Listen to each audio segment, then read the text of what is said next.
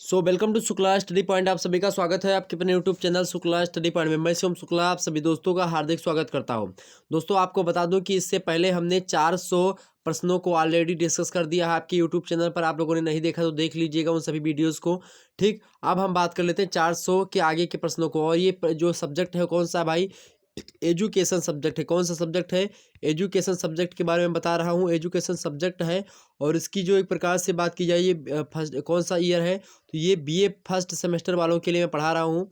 BA first semester के जो है एजुकेशन के, ये देखिएगा बीए फर्स्ट सेमेस्टर एजुकेशन के एक प्रकार से मोस्ट इंपॉर्टेंट प्रश्नों की श्रृंखला चल रही। तो उसमें से ये अब 400 के बाद वाला जो प्रश्न आपके समक्ष आने वाला है, तो 401 नंबर प्रश्न हमने कल ही बता दिया था आपको, लेकिन फिर भी हम समझ लेते हैं। वैल्यू, वैल्यू शब्द की उत्पत्ति कहाँ से हुई भाई? तो फ्रेंच भाषा से हुई है, या फिर अंग्रेजी भाषा से, या लैटिन भाषा से, या इनमें से कोई नहीं। तो वैल्यू शब्द की उत्पत्ति जो हुई है वो लैटिन भाषा के किससे हुई है? वलेर शब्द से हुई है। ऑप्शन इसका सी करेक्ट होगा। अगला प्रश्न देख लेते हैं हम। 402 नंबर प्रश्न देखने का प्रयास करेंगे आप सभी लोग। फटाफट से वीडियो को लाइक और शेयर कर दीजिए। जितने भी लोग देख रहे हैं सेशन को, सभी लोग शेयर करेंगे, लाइक करेंगे।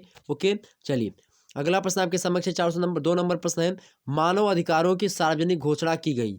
मानव अधिकारों की सार्वजनिक घोषणा कब की गई थी मेरे प्यारे दोस्तों? तो 1948 में, 1948 में की गई। ऑप्शन इसका बी करेक्ट है।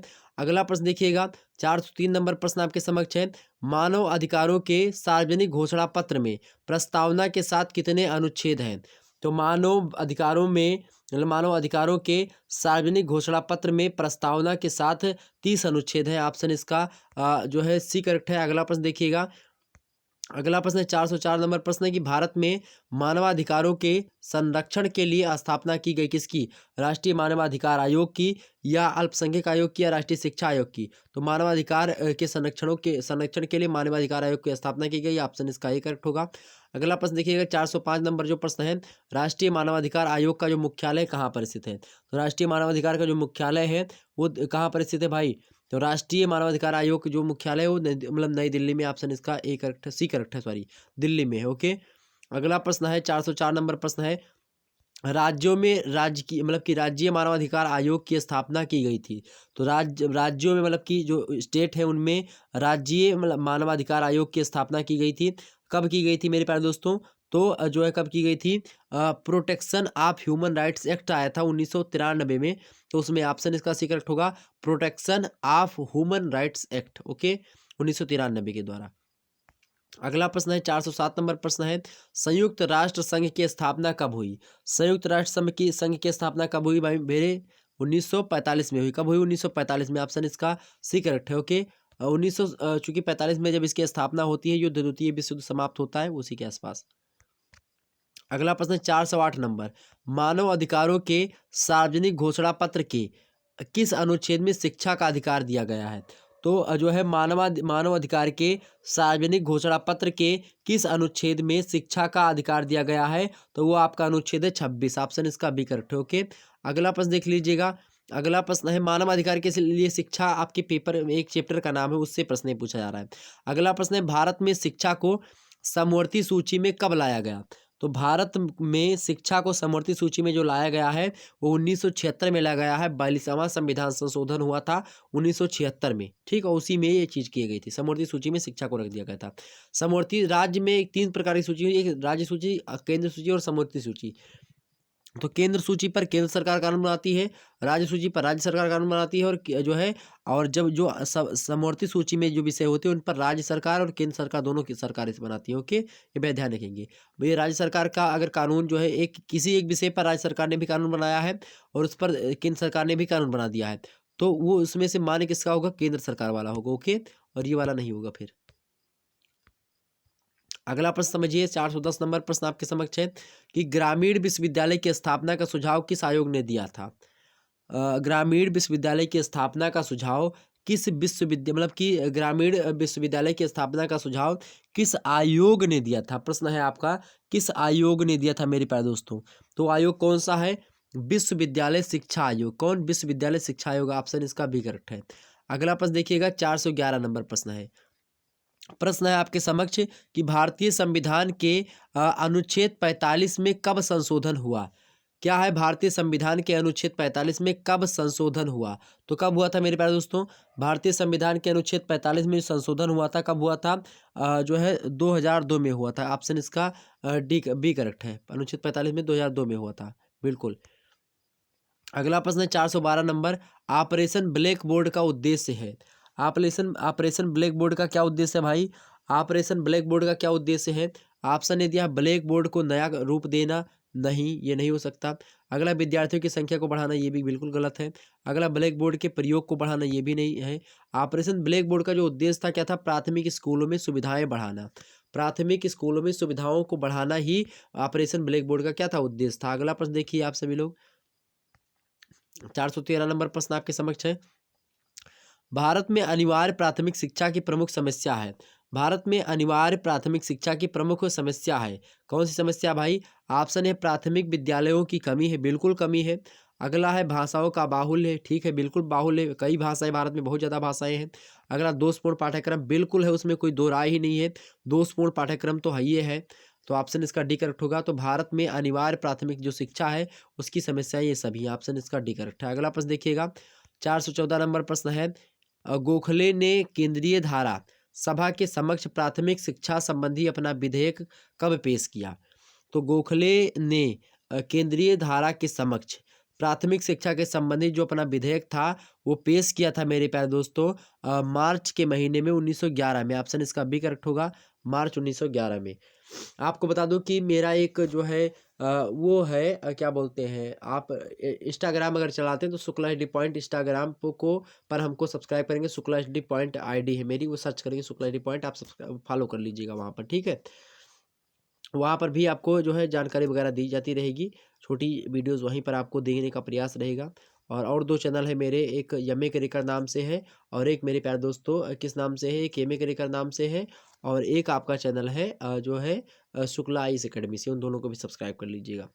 तो गोखले ने केंद्रीय धारा में जो कि सभा के समक्ष प्राथमिक शिक्षा के संबंधी अपना विधेयक पेश किया था, मार्च 1911 में पेश किया था। ओके, ध्यान रखेंगे।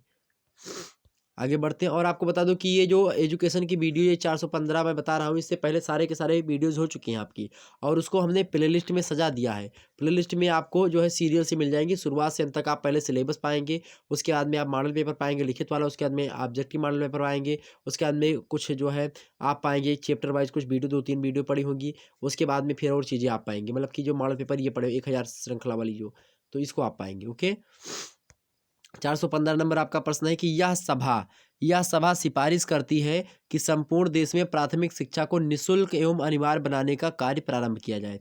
यह कथन कहाँ से लिया गया भाई? यह कथन कहाँ से लिया गया है? यह सभा सिफारिश करती है कि संपूर्ण देश में प्राथमिक शिक्षा को निःशुल्क एवं अनिवार्य बनाने का कार्य प्रारंभ किया जाए। यह कथन कहाँ से लिया गया है? वर्धा योजना से लिया गया है या कोठरी आयोग की रिपोर्ट से लिया गया है, गोखले विधेयक से लिया गया है, भारतीय संविधान की प्रस्तावना से लिया गया है? तो कहाँ से लिया गया भैया? ये गोखले विधेयक से लिया गया। ऑप्शन इसका सी करेक्ट है। अगला प्रश्न देखिएगा, 416 नंबर प्रश्न आपके समक्ष आ चुका है। प्राथमिक शिक्षा की सार्वभौमिकता से अभिप्राय है। प्राथमिक शिक्षा की सार्वभौमिकता से क्या अभिप्राय है, आपसे प्रश्न पूछा जा रहा है। ऑप्शन ए दिया है विद्यालयों की सार्वभौमिक व्यवस्था से, बिल्कुल ये अभिप्राय होता है प्राथमिक शिक्षा की सार्वभौमिकता की सार्वभौमिक व्यवस्था हो। अगला सार्वभौमिक नामांकन से, बिल्कुल है। सार्वभौमिक धारणा से, इन सभी, इससे भी तो आप ऑप्शन डी होगा ऊपर सभी से। Okay, option D. अगला प्रश्न देखिएगा, 417 नंबर प्रश्न है। 417 नंबर प्रश्न क्या है कि ऑपरेशन ब्लैक बोर्ड योजना का क्या उद्देश्य है? ऑपरेशन ब्लैक बोर्ड योजना का क्या उद्देश्य है भाई? प्राथमिक शिक्षा में गुणवत्ता जो है सुधार की जाए। प्राथमिक शिक्षा में सुधार को लेकर के है क्या ऑपरेशन ब्लैक बोर्ड? तो प्राथमिक शिक्षा में गुणवत्ता सुधार की जाए, ऑप्शन ए में ही आपको दिया है। Okay, option A. अगला प्रश्न देखिएगा, 418 नंबर प्रश्न है, 1986 ईस्वी के प्रारूप में 1986 ईस्वी के प्रारूप में उच्च प्राथमिक स्तर पर 3 भाषाओं के लिए कितना मूल्य भार निर्धारित किया गया था? 3 भाषाओं के लिए कितना मूल्य भार निर्धारित किया गया था भैया? तो 32%। कितना? 32%। ऑप्शन इसका बी करेक्ट होगा। अगला प्रश्न देखिएगा, 419 नंबर प्रश्न आपके समक्ष है। राष्ट्रीय खुला विश्वविद्यालय स्थापित किया गया। राष्ट्रीय खुला विश्वविद्यालय कब स्थापित किया गया भाई? तो मतलब सॉरी का स्थापित किया गया कहाँ पर? तो दिल्ली में स्थापित किया गया। राष्ट्रीय खुला विश्वविद्यालय जो स्थापित किया गया कहाँ पर? दिल्ली में स्थापित किया गया। ऑप्शन इसका ये करेक्ट है। अगला प्रश्न देखिएगा 420, राष्ट्रीय खुला विश्वविद्यालय कब स्थापित किया गया? तो राष्ट्रीय खुला विश्वविद्यालय जो स्थापित किया गया था वो नवंबर महीने में 1989 ईस्वी में 1989 में स्थापित किया गया था। ऑप्शन इसका भी करेक्ट है। अगला प्रश्न है आपका 421 नंबर प्रश्न देखने का प्रयास करेंगे आप सभी लोग। प्रश्न है आपका कि नवोदय नवोदय विद्यालयों का संचालन किया जाता है किसके द्वारा? ऑप्शन है केंद्रीय माध्यमिक शिक्षा बोर्ड के द्वारा, या राष्ट्रीय शैक्षिक अनुसंधान एवं प्रशिक्षण परिषद के द्वारा किया जाता है, या फिर जो है विश्वविद्यालय अनुदान आयोग के द्वारा किया जाता है, या नवोदय विद्यालय समिति के द्वारा। नवोदय विद्यालय समिति के द्वारा जो है नवोदय विद्यालयों का संचालन किया था। ऑप्शन इसका डी करेक्ट है। अगला प्रश्न देखिएगा 422 नंबर प्रश्न है, भारत में प्रशासन की दृष्टि से विश्वविद्यालय पाए जाते हैं। ऑप्शन ए है केंद्रीय विश्वविद्यालय, या राजकीय विश्वविद्यालय, या फिर डीम्ड विश्वविद्यालय। तो ये तीनों शायद पाए जाते हैं। कितने क्या पाए जाते हैं भाई? ये तीनों आपके पाए जाएंगे, अर्थात उपरोक्त तो सभी जो ऑप्शन डी में दिया यही करेक्ट आंसर होगा। राजकीय विश्वविद्यालय और केंद्रीय विश्वविद्यालय और डीम्ड विश्वविद्यालय भी होते हैं। ऑप्शन इसका डी करेक्ट है। अगला प्रश्न 423 नंबर, संगठन के आधार पर भारतीय विश्वविद्यालयों को कितने वर्गों में बांटा गया है? संगठन के आधार पर बात की जाए, संगठन के आधार पर जो भारतीय विश्वविद्यालय है, संगठन के आधार पर भारतीय विश्वविद्यालय को हम लोग 2 वर्गों में बांटते हैं। संगठन के आधार पर हम लोग भारतीय विश्वविद्यालय को 2 वर्गों में बांटते हैं, बाकी तो 3 है ही। आगे समझते हैं 424 नंबर प्रश्न है, शैक्षिक स्टाफ कॉलेज अर्थात ASC जिसको कहते हैं आप, संघ जो है शैक्षिक स्टाफ कॉलेज ASC स्थापित किए गए किसके द्वारा? विश्वविद्यालय अनुदान आयोग UGC के द्वारा, या मानव संसाधन विकास मंत्रालय जिसको आप जो है MHRD कहते हैं उसके द्वारा, या फिर राष्ट्रीय शैक्षिक अनुसंधान एवं प्रशिक्षण के द्वारा, यानी कि जिसको आप NCERT कहते हैं, राष्ट्रीय शैक्षिक अनुसंधान एवं प्रशिक्षण जिसको NCERT आप कहते हैं उसके द्वारा। तो या फिर डी है, इनमें से कोई नहीं। करेक्ट आंसर क्या होगा? तो शैक्षिक स्टाफ कॉलेज की जो स्थापना हुई है वो विश्वविद्यालय अनुदान आयोग UGC के द्वारा हुई है। ऑप्शन इसका ये करेक्ट होगा। अगला प्रश्न आपके समक्ष 425 नंबर प्रश्न है कि इंदिरा गांधी राष्ट्रीय खुला विश्वविद्यालय कहाँ पर स्थापित किया गया? इंदिरा जो ओपन यूनिवर्सिटी है इंदिरा गांधी वाली, इंदिरा गांधी राष्ट्रीय खुला विश्वविद्यालय स्थापित किया गया कहाँ पर, मतलब कि कब स्थापित किया गया? 1985 में। ऑप्शन इसका भी करेक्ट है। अगला प्रश्न देखिएगा 426 नंबर प्रश्न आपको दिया हुआ है, सभी विश्वविद्यालयों के लिए लेक्चर मोस्ट इंपोर्टेंट है। अगला प्रश्न है आपका कि विश्वविद्यालयों की साहित्यिक परिषदों जैसे कि एकेडमिक काउंसिल जो होती है, जिसको साहित्यिक परिषद कहा जाता है उसको एकेडमिक काउंसिल कहा जाता है। तो विश्वविद्यालयों की साहित्यिक परिषदों अर्थात एकेडमिक काउंसिल तथा कोर्टों में छात्रों के प्रतिनिधियों को स्थान दिया जाए, यह कथन किसका है? तो यह कथन या फिर यह सुझाव किसने दिया था? तो यह सुझाव जो कोठरी कमीशन आया था 1964 से 66 के बीच में, उसी का द्वारा दिया गया। ऑप्शन इसका भी करेक्ट है। अगला प्रश्न देखिएगा 427 नंबर प्रश्न आपके समक्ष है कि उच्च शिक्षा की प्रमुख समस्या है। उच्च शिक्षा की प्रमुख समस्या क्या है भाई? उच्च शिक्षा की समस्या क्या है? जब भी समस्या पूछी जाएगी, चाहे उच्च की, चाहे मध्य की, चाहे प्राथमिक शिक्षा की, या प्री प्राथमिक की, तो ऑप्शन डी में आपको मिलेगा। ऊपर सभी वही करेक्ट आंसर होगा। तो उच्च शिक्षा की प्रमुख समस्या क्या है भाई? छात्र अनुशासनहीनता है, बिल्कुल है। निम्न शिक्षा का निम्न स्तर है, बिल्कुल है। निर्देशन का अभाव भी है, ठीक है। ऑप्शन इसका डी करेक्ट होगा। अगला प्रश्न देखिएगा 428 नंबर प्रश्न है, कथन है कि विश्वविद्यालय अनुदान आयोग अर्थात UGC, विश्वविद्यालय अनुदान आयोग 5 वर्षों में कम से कम एक बार मॉडल पाठ्यक्रमों को अद्यतन बनाने का कार्य करे। यह सुझाव किसने दिया? यह सुझाव दिया था किसने? कोठरी कमीशन 1964 से 66 वाले के अनुसार ही। ऑप्शन इसका डी करेक्ट होगा। अगला प्रश्न देख लेते हैं 429 नंबर प्रश्न है, निम्नलिखित में कौन सा विश्वविद्यालय खुला विश्वविद्यालय है? डॉक्टर भीमराव अम्बेडकर विश्वविद्यालय आगरा, या फिर चौधरी चरण सिंह विश्वविद्यालय जो मेरठ का, जिसको CCSU कहते हैं आप, और आपका सी वाला विश्वविद्यालय राजर्षि टंडन मुक्त विश्वविद्यालय इलाहाबाद, या लखनऊ विश्वविद्यालय जो है लखनऊ। तो बताने का प्रयास करेंगे। तो जाहिर सी बात है आपको पता ही होगा, इसमें जिसमें मुक्त विश्वविद्यालय लगा हुआ है आपको लिखा हुआ उसमें ना, तो राजर्षि टंडन मुक्त विश्वविद्यालय इलाहाबाद में है। ये जो है एक प्रकार से एक मुक्त विश्वविद्यालय, खुला विश्वविद्यालय है, ओपन यूनिवर्सिटी है। ओके, अगला प्रश्न आपके सामने 430 नंबर प्रश्न है, निम्नलिखित में से कौन सी संस्था डीम्ड यूनिवर्सिटी नहीं है? ऑप्शन ए है वनस्थली विद्यापीठ, या फिर ऑप्शन बी है गुरुकुल कांगड़ी हरिद्वार, या फिर सी है गुजरात विद्यापीठ अहमदाबाद, या फिर डी है विश्व भारती शांति निकेतन। तो भाई ये इसमें से जो डीम्ड यूनिवर्सिटी है वो विश्व भारती जो शांति शिक्षा निकेतन है ये डीम्ड नहीं है, बाकी ये सब डीम्ड है। ओके, अगला प्रश्न देख लीजिएगा। 431 नंबर प्रश्न है वल्लभी विश्वविद्यालय, क्या प्रश्न आपका है? प्रश्न है वल्लभी विश्वविद्यालय स्थित है, कहाँ पर स्थित है वल्लभी विश्वविद्यालय भाई? वल्लभी जो विश्वविद्यालय है पटना में है, गुजरात में, काठियावाड़, सौराष्ट्र या गुजरात में, कहाँ पर है? तो भाई ये कहाँ पर है? वल्लभी विश्वविद्यालय जो है ये गुजरात में स्थित है, ऑप्शन इसका सी करेक्ट है। अगला प्रश्न देखिएगा, अगला प्रश्न आपके सामने 432 नंबर है। भारत ने भाषा आयोग की नियुक्ति की, भारत ने भाषा आयोग की नियुक्ति की कब करी थी भाई? तो 1956 ईस्वी में भारत ने भाषा जो आयोग की नियुक्ति करी थी, 1900 कब 56 ईस्वी में, ऑप्शन इसका बी करेक्ट होगा। अगला प्रश्न देखिएगा, 433 नंबर वाला प्रश्न है आपका। मुंबई में प्रौढ़ शिक्षा परिषद का गठन हुआ, मुंबई में प्रौढ़ शिक्षा परिषद का गठन कब हुआ भाई? तो 1939 में हुआ, ऑप्शन इसका बी करेक्ट है। अगला प्रश्न देखिएगा, 434 नंबर प्रश्न है। 1946 ईस्वी के केंद्रीय शिक्षा सलाहकार बोर्ड का 15वां सम्मेलन कब हुआ? 1946 के केंद्रीय शिक्षा सलाहकार बोर्ड का 15वां सम्मेलन जो हुआ वो कब हुआ मेरे प्यारे दोस्तों? तो इलाहाबाद में हुआ। कहाँ पर, सॉरी कहाँ पर हुआ? इलाहाबाद में हुआ। अगला प्रश्न कब हुआ था? 1946 में हुआ था। अगला प्रश्न 435 नंबर, उच्च शिक्षा हेतु शांति निकेतन में स्थापित किया गया, उच्च शिक्षा हेतु शांति निकेतन में क्या स्थापित किया गया? ऑप्शन ए है ज्ञान भारती, या बी है दिया है विश्व भारती। तो क्या स्थापित हुआ भाई? विश्व भारती स्थापित किया गया था। उच्च शिक्षा हेतु शांति निकेतन में स्थापित किया गया विश्व भारती, ऑप्शन इसका बी करेक्ट है। अगला प्रश्न है 436 नंबर, राज्य विश्वविद्यालय के उप कुलपति नियुक्त करता है, कौन नियुक्त करता है? तो राज्य विश्वविद्यालय जो होते हैं उसके उप कुलपति कौन नियुक्त करता है भैया? तो राज्यपाल नियुक्त करता है। कौन नियुक्त करता है? राज्यपाल जो होता है ना वही जो है उप कुलपति नियुक्त करता है। और उस राज्य के राज्यपाल जो होते हैं उस राज्य की यूनिवर्सिटी के जो होते हैं वो क्या होते हैं मेरे पास दोस्तों? कुलपति होते हैं, डायरेक्टर। अगला प्रश्न देखिएगा, 437 नंबर प्रश्न है। मिथिला विश्वविद्यालय स्थापित किया गया, मिथिला विश्वविद्यालय कहाँ पर स्थापित किया गया भैया?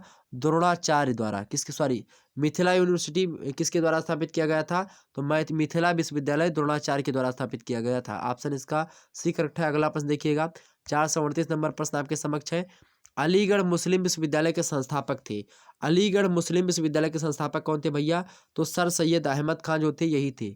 अलीगढ़ मुस्लिम विश्वविद्यालय के संस्थापक सर सैयद अहमद खान थे, ऑप्शन इसका बी करेक्ट है। अगला प्रश्न देखिएगा, 439 नंबर प्रश्न है। बनारस हिंदू विश्वविद्यालय स्थापित किया गया था किसके द्वारा? तो आप सभी को पता ही होगा, बनारस विश्वविद्यालय BHU जिसको आप कहते हैं, BHU। ओके, काशी हिंदू जो विद्यापीठ है, जो काशी हिंदू विश्वविद्यालय है, सभी लोगों का सपना होता है वहाँ पर पढ़ने के लिए। तो बनारस हिंदू विश्वविद्यालय के बहुत सारे छात्र छात्राएं हैं हमारे संपर्क में और पढ़ते भी हैं। तो बनारस हिंदू विश्वविद्यालय स्थापित किया गया था किसके द्वारा भैया? मदन मोहन मालवीय, पंडित मदन मोहन मालवीय, सभी को पता होगा। अगला प्रश्न देखिएगा, 440 नंबर प्रश्न है। 440 नंबर प्रश्न आपके समक्ष है क्या भाई? पूर्वांचल विश्वविद्यालय जो है जौनपुर का, पूर्वांचल BPSU जो है, पूर्वांचल विश्वविद्यालय जो है पूर्वांचल विश्वविद्यालय जौनपुर का है, उसका गठन कब हुआ? तो पूर्वांचल विश्वविद्यालय जौनपुर का गठन है किसके द्वारा गठन किया गया? शिक्षण विश्वविद्यालय के द्वारा, या संबद्धता विश्वविद्यालय, या शिक्षण संबद्धता विश्वविद्यालय, आवासीय विश्वविद्यालय है? कैसा विश्वविद्यालय है ये? तो संबद्धता विश्वविद्यालय है। कौन? पूर्वांचल विश्वविद्यालय जौनपुर का, ऑप्शन इसका बी करेक्ट है। अगला प्रश्न देखिएगा, 441 नंबर प्रश्न है। शिक्षकों के लिए सेवाकालीन परीक्षा कार्यक्रम है, शिक्षकों के लिए सेवाकालीन मतलब प्रशिक्षण कार्यक्रम है। ऑप्शन ए दिया है आपको, सेवारत शिक्षकों हेतु सतत तथा व्यापक जो है मूल्यांकन पर सेमिनार। ऑप्शन बी दिया अनुस्थापन कार्यक्रम, और सी दिया है नॉन फॉर्मल एजुकेशन। तो आपका ऑप्शन क्या होगा भाई? ऑप्शन नंबर डी होगा। ए और बी दोनों सही है, ये भाई सही है, ये भी सही है, तो ऑप्शन इसका डी होगा। अगला प्रश्न देखिएगा, 442 नंबर प्रश्न दिया गया है। शिक्षा के प्रादेशिक कॉलेजों की स्थापना पर, शिक्षा के क्या दिया है प्रश्न आपका है कि शिक्षा के प्रादेशिक कॉलेजों की स्थापना पर कब हुई थी भाई? तो शिक्षा के प्रादेशिक कॉलेजों की स्थापना कब हुई थी? तो जुलाई 1963 में, ऑप्शन इसका बी करेक्ट है। अगला प्रश्न देखिएगा, तो 443 नंबर प्रश्न आपके समक्ष है, आ चुका है। Regional college of education, regional college of education की स्थापना कब की गई, मतलब कहाँ पर की गई? तो रीजनल कॉलेज ऑफ एजुकेशन की स्थापना जो करी गई है भोपाल में भी, मैसूर में भी, अजमेर में और भुवनेश्वर, ये सभी स्थानों पर हुई। ओके, ये बात ध्यान रखेंगे। आगे समझते हैं। अगला प्रश्न आपके समक्ष आ चुका है, 444 नंबर प्रश्न है। रीजनल कॉलेज ऑफ एजुकेशन का कार्य क्या है? रीजनल कॉलेज ऑफ एजुकेशन का कार्य क्या है भाई? ऑप्शन है बहुउद्देशीय स्कूलों के लिए शिक्षकों को प्रशिक्षित करना, बिल्कुल कार्य है इसका। अगला प्रसार सेवाओं के लिए प्रादेशिक केंद्रों के रूप में कार्य करना, ये भी है। अगला है शिक्षण की प्रचलित विधियों में सुधार करना, नवीन विधियों को खोजना तथा उनको क्रियान्वित करना, ये भी। ये तीनों कार्य हैं आपके, ऑप्शन इसका डी करेक्ट होगा, ये सभी कार्य। अगला प्रश्न देखिए आप सभी लोग। अगला प्रश्न आपके समक्ष 445 नंबर प्रश्न है, दूरस्थ शिक्षा प्रदान करने के माध्यम है। दूरस्थ शिक्षा प्रदान करने के माध्यम कौन कौन से हैं भैया? तो दूरदर्शन से भी दूर स्थानों पर बैठे बच्चों को हम पढ़ा सकते हैं, रेडियो के माध्यम से भी, और मुक्त विश्वविद्यालय जो है एवं विश्वविद्यालयों के द्वारा हम पढ़ा सकते हैं। ऑप्शन इसका डी सब सही होगा, option D is right answer, उपयुक्त तो सभी। अगला प्रश्न देखिएगा, 446 नंबर प्रश्न है, इंदिरा गांधी राष्ट्रीय मुक्त विश्वविद्यालय, जो इंदिरा गांधी ओपन यूनिवर्सिटी है, राष्ट्रीय मुक्त विश्वविद्यालय, उसकी स्थापना कब हुई थी? तो इंदिरा गांधी राष्ट्रीय मुक्त विश्वविद्यालय की जो स्थापना हुई है सितंबर 1985 में हुई, ऑप्शन इसका डी करेक्ट है। अगला प्रश्न देखिएगा, 447 नंबर प्रश्न आपके समक्ष दिया गया है, दूरस्थ शिक्षा परिषद की स्थापना हुई है। दूरस्थ शिक्षा परिषद की स्थापना कब हुई? 1992 ईस्वी में दूरस्थ शिक्षा परिषद की स्थापना हुई, ऑप्शन इसका बी करेक्ट है। अगला प्रश्न देखिएगा, 448 नंबर प्रश्न है, दूरस्थ शिक्षा, दूरस्थ शिक्षा कैसी संस्थागत होती है या छात्रों के द्वारा प्रदान की जाती है, या जन शिक्षा पद्धति है, या बी और सी दोनों है? उसका करेक्ट आंसर क्या होगा भाई? बी और सी दोनों, छात्रों के द्वारा प्रदान की जाती है दूरस्थ शिक्षा, और जन शिक्षा की पद्धति ये है, तो ये दोनों है। अगला प्रश्न देखिएगा, अगला प्रश्न आपके सामने 449 नंबर, लैंगिक समता पर बल देते हुए कितने स्कूलों में क्लासरूम प्रतियोगिताओं का अध्ययन किया गया है? प्रश्न बताने का प्रयास करेंगे। लैंगिक समानता मतलब समानता पर बल देते हुए कितने स्कूलों में क्लासरूम प्रतियोगिताओं का एक अध्ययन किया गया है? तो 168 स्कूलों में, ऑप्शन इसका ये करेक्ट है। ओके, अगला प्रश्न देखिएगा। अगला प्रश्न आपके समक्ष आ चुका है, बड़ा ही अच्छा प्रश्न है, ICDS। प्रश्न क्या है? ICDS कितने लाख जो है बालक, ICDS कितने लाख बालक बालिकाओं को अपनी सेवा प्रदान करता है? तो ICDS जो है वो कितने लाख बालक बालिकाओं को अपनी सेवा प्रदान करता है भैया? तो 15 लाख बालकों बालिकाओं को, ऑप्शन इसका बी करेक्ट है। अगला प्रश्न देखिएगा, 451 नंबर प्रश्न है, कितने जिलों में राष्ट्रीय बाल श्रमिक परियोजनाएं प्रारंभ की गई हैं? राष्ट्रीय बाल श्रमिक परियोजनाएं कितने जिलों में जो है प्रारंभ की गई भैया? तो 12 जिलों में प्रारंभ की गई, ऑप्शन इसका जो है सी करेक्ट है। अगला प्रश्न देखिएगा, अगला प्रश्न है 452 नंबर, प्रत्येक राज्य में शिक्षक शिक्षा की राज्य परिषद की स्थापना का सुझाव किसने दिया? प्रत्येक राज्य में शिक्षक शिक्षा की राज्य परिषद की स्थापना का सुझाव किसने दिया भैया? किसने दिया है? शिक्षा आयोग ने दिया है, ऑप्शन इसका सी करेक्ट है। अगला प्रश्न देखिएगा, अगला प्रश्न आपके सामने 453 नंबर प्रश्न है, जिला शिक्षा। प्रश्न क्या है? जिला शिक्षा और प्रशिक्षण संस्थान, जिला शिक्षा और प्रशिक्षण संस्थान अर्थात डाइट जिसको कहते हैं, उसका कार्य क्या है? ऑप्शन ए दिया है प्राथमिक स्तर के, ऑप्शन ए है प्राथमिक स्तर के शिक्षकों का पूर्ण सेवा प्रशिक्षण, ऑप्शन बी शिक्षकों प्राथमिक शिक्षकों को सेवाकालीन प्रशिक्षण देना, ये जिला शिक्षा और प्रशिक्षण संस्थान अर्थात डाइट का अर्थ होता है, सॉरी कार्य होता है। ऑप्शन सी दिया है आपको, ऑप्शन सी दिया है मेरे प्यारे दोस्तों, क्या दिया है? प्राथमिक अनौपचारिक शिक्षा अर्थात नॉन फॉर्मल एजुकेशन तथा प्रौढ़ शिक्षा शिक्षकों को प्रशिक्षण देना है, तो ये सभी कार्य होते हैं, ऑप्शन इसका डी करेक्ट होगा। ओके, अगला प्रश्न आपके समक्ष है 454 नंबर प्रश्न है, राष्ट्रीय शिक्षक शिक्षा परिषद, राष्ट्रीय शिक्षक शिक्षा परिषद जिसको NCTI के नाम से जाना जाता है, इसकी स्थापना कब हुई? NCTI की स्थापना कब हुई भैया? तो 1973 ईस्वी में हुई, ऑप्शन इसका ए करेक्ट है।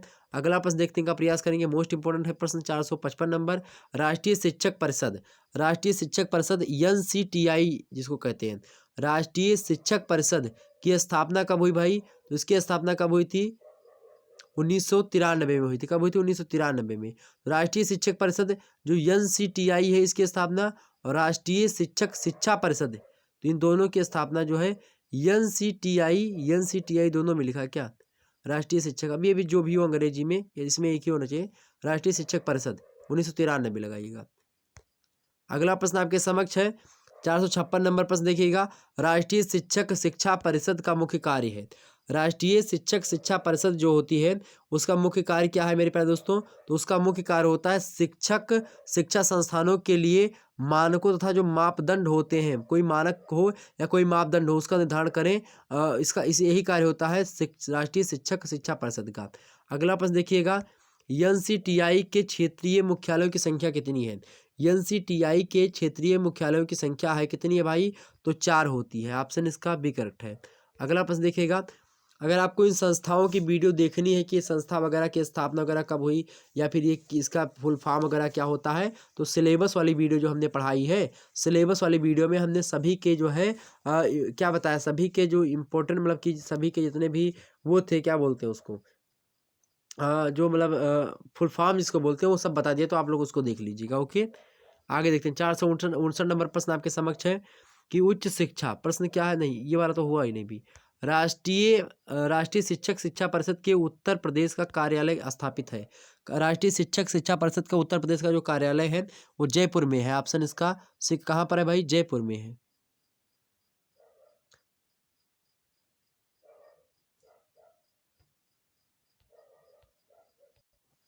चलिए, तो आपको बता दूं, जो नेशनल जो एजुकेशन होता है, मतलब कि जो एनसीटीआई है आपका, जो टीचर एजुके मतलब कि एक प्रकार से काउंसिल है एजुकेटेड करने का। जो राष्ट्रीय अर्थात नेशनल शिक्षक माने होता है टीचर, शिक्षा माने होता है एजुकेशन, परिषद माने होता है काउंसिल। तो जो है राष्ट्रीय मतलब नेशनल, शिक्षक माने होता है क्या? शिक्षक या प्रशिक्षण। यहाँ पर देखिएगा, यहाँ पर एनसीटीआई का हमने जो है फुल फॉर्म वो बताया था आपको। एनसीटीआई की जो परिषद है ना, राष्ट्रीय शिक्षक शिक्षा परिषद जो है, मतलब कि नेशनल मतलब नेशनल टीचर एजुकेट मतलब फॉर एजुकेटेड, जो एक प्रकार से परिषद है, जिसका मतलब परिषद में काउंसिल। तो ये परिषद जो है एनसीटीआई। ओके, ध्यान रखेंगे। जो है नेशनल, सी मतलब क्या होगा आपका भाई? सी से क्या हो जाएगा आपका? नेशनल काउंसिल फॉर जो है teacher education, national council for teacher education इसका फुल फॉर्म होगा। इसकी स्थापना हमने इसमें क्या बता दी? 1986 बताई थी क्या? नहीं, क्या बता दी थी भाई? 1973 बताई थी क्या? ये अब मान के चलिए 1993। ये एक क्वेश्चन ही गलत हो गया था, 1993 इसमें हमने ऑप्शन 1983 कुछ लगा दिया आपके। राष्ट्रीय शिक्षक शिक्षा परिषद जो है, ये भी यहाँ पर शिक्षा बीच में नहीं लिखा है, तो इसीलिए मैं थोड़ा सा इसमें कंफ्यूज हो गया था और पूरा देखिए सवाल ही पूरा गड़बड़ हो रहा था। राष्ट्रीय शिक्षक परिषद मतलब राष्ट्रीय शिक्षक शिक्षा परिषद की जो स्थापना हुई थी, एनसीटीआई की स्थापना जो हुई थी, शुरुआत हुई थी 1993 से, लेकिन हो करके जाकर के 1995 में संपन्न हुई थी। इसीलिए 1993 से 1995 तक का जो समय है वही होता है। तो आपको 1995 तो दिया नहीं, तो 1993 राइट आंसर होगा आपके। ओके, ध्यान रखेंगे। आगे बढ़ते हैं। तो राष्ट्रीय शिक्षक शिक्षा परिषद का मुख्य कार्य वगैरह हमने आपको बता ही दिया था। तो एनसीटीआई के क्षेत्रीय मुख्यालय की संख्या कितनी है? इसके क्षेत्रीय मुख्यालयों की संख्या कितनी भैया? क्षेत्रीय मुख्यालयों की संख्या कितनी है? तो कितनी है भाई? 4 है। ओके, और आपको बता दूं, राष्ट्रीय शिक्षक शिक्षा परिषद के उत्तर प्रदेश का कार्यालय कहाँ पर स्थित है भाई? जयपुर में ही स्थित है। मुझे लगा था कि जयपुर में कैसे होगा, तो चूंकि जयपुर में इसीलिए है मेरे प्यारे दोस्तों, चूंकि ये जो 4 ही समितियां जो है यहाँ पर स्थापित है, मतलब कि 4 ही प्रकार के क्षेत्रीय मुख्यालय हैं इसके एनसीटीआई के, और उसमें जयपुर में जो है उसके द्वारा ही उत्तर प्रदेश का जो है कार्यान्वयन होता है।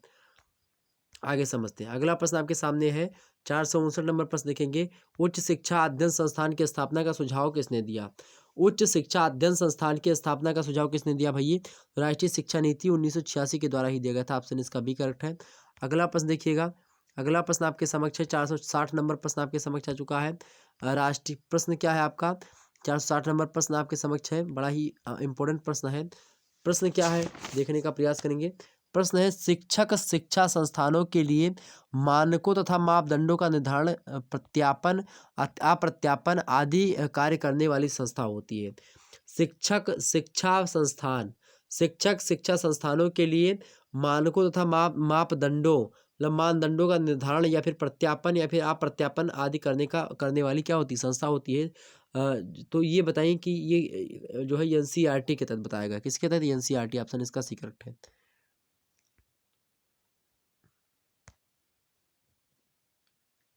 सॉरी, एनसीईआरटी बोल दिया क्या? एनसीटीआई यार, एनसीटीआई। ऑप्शन इसका सी करेक्ट है। ओके, एनसीटीआई के द्वारा शिक्षक के बारे में बताया गया है कि शिक्षक जो होता है शिक्षा संस्थाओं के लिए मानकों तथा मापदंडों का निर्धारण करता है, चाहे प्रत्यापन करे चाहे अप्रत्यापन करने वाली क्या होती है? एक संस्था होती है। कौन? शिक्षक। शिक्षक को संस्था के रूप में परिभाषित किया किसने? एनसीटीआई ने, नेशनल जो है काउंसिल ऑफ टीचर एजुकेशन ने। ओके, आगे समझते हैं। 461 नंबर है आपका, प्रश्न की शिक्षा की आधुनिक प्रणाली में किसी भी शिक्षक को उस समय तक शिक्षण कार्य करने की अनुमति प्रदान की ना की जाए जब तक उसके पास तत्संबंधी पत्र मतलब कि प्रमाण पत्र ना हो या ये चीज़ कर सकता है। यह प्रस्ताव जो है कब का है? तो यह प्रस्ताव था कब का था भाई? तो यह प्रस्ताव शिक्षा नीति संबंधी सरकारी प्रस्ताव 1913 का है। ऑप्शन इसका ए करेक्ट है। अगला प्रश्न आपके समक्ष है 462 नंबर प्रश्न है, प्रत्येक ट्रेनिंग कॉलेज से एक उत्तम जो है प्रदर्शनात्मक स्कूल संबंध किया जाए। यह कथन जो है या सिफारिश जो है किसकी है? यह सिफारिश किस आयोग की भाई? तो यह सिफारिश जो है वह जो किसकी भाई, किस सिफारिश की है?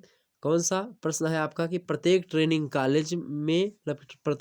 कॉलेज से एक उत्तम प्रदर्शनात्मक स्कूल संबंध किया जाए। यह जो है सिफारिश करी थी, किसने करी थी भाई? तो शिक्षा नीति संबंधी सरकारी प्रस्ताव 1904 का उसके तहत हुआ था। ऑप्शन इसका सी करेक्ट है। ऑप्शन इसका सी करेक्ट है। अगला प्रश्न देखिएगा। अगला प्रश्न आपके समक्ष आ चुका है। अगला प्रश्न है मेरे प्यारे दोस्तों, देखने का प्रयास करेंगे सभी लोग। प्रश्न है 463 नंबर प्रश्न है, यूनेस्को के सहयोग से दिल्ली में राष्ट्रीय मूलभूत शिक्षा केंद्र की स्थापना हुई।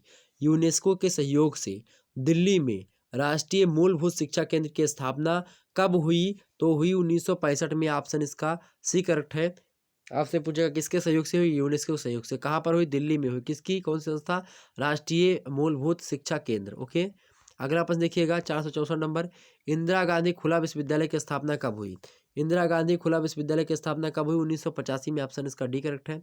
अगला प्रश्न देखिएगा 465 नंबर, आवासीय विश्वविद्यालय कौन है इनमें से? तो आवासीय विश्वविद्यालय आगरा विश्वविद्यालय, कानपुर विश्वविद्यालय, बनारस विश्वविद्यालय या फिर पूर्वांचल विश्वविद्यालय। तो इनमें से आवास जो कहीं पर है, मतलब कि जो हॉस्टल वाली सुविधा है वो कहाँ पर है? बनारस में। ऑप्शन इसका सी करेक्ट है, आवासीय विश्वविद्यालय। अगला प्रश्न देखिएगा 466 नंबर और लास्ट क्वेश्चन जो है ये आज का आप देखेंगे। इसमें है क्या प्रश्न है आपका 466 नंबर, जो है एमनेस्टी इंटरनेशनल का प्रमुख कार्य है।